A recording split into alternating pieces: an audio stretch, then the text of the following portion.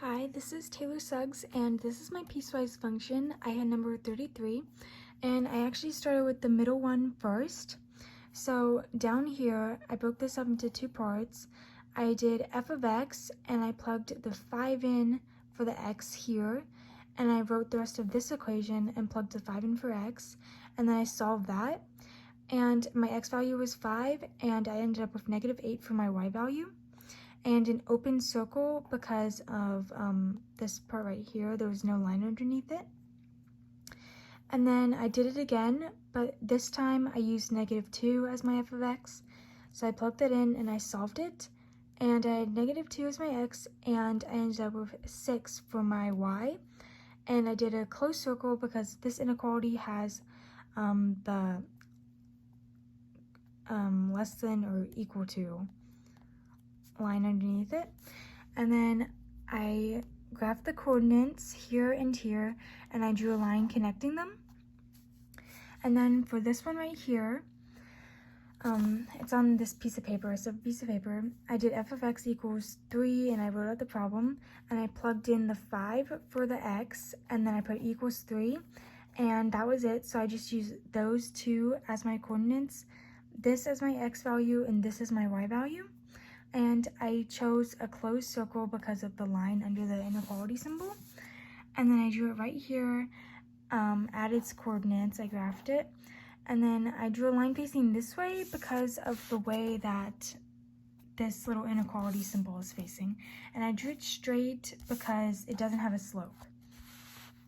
And then for this part right here, this section, I did f of x equal to, and then I wrote the whole equation, and then I plugged in -2 for the x, and I simplified the equation. I ended up with -5.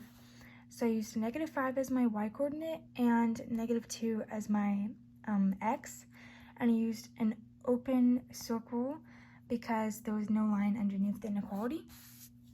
And I graphed it like this. I used the slope and went up 1 and over 2 and up 1 and over 2 until I got to the end, and I drew a little line because it kept going. And then for the domain and range, I did -8 and 6 because the lowest point down here is -8, and the highest point up here for y is 6. And this is a closed circle, so I used a bracket. And this is an open circle, so I used a parenthesis. And then for the domain, the farthest it goes out this way is -2, and then it keeps going this way with both these lines right here, like for infinity. So I did the infinity sign, and it's not negative because they're both going in positive directions. And I used a bracket because when you use infinity, like, it technically doesn't have an endpoint, so I couldn't use a bracket. And then for this part, the slope of equation 1 and 2, equation 1 is 1 over 2, they gave it to us. But then for equation 2, I had to put the -2, I had to put the -2 over 1.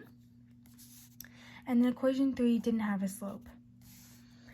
And for number 4, I said it is a segment because it has a start and an end point, and array has a start point and does not end. And for number 5, I couldn't figure out if it was perpendicular or not because I don't have a protractor, so I couldn't figure out if it was exactly a right angle, but it kind of looks like one, but I wasn't sure, so I just said that they were, well, I don't know, because I said neither because it can't be parallel because they cross, but also I don't know if it's perpendicular because I don't know if it makes a right angle, so I said neither.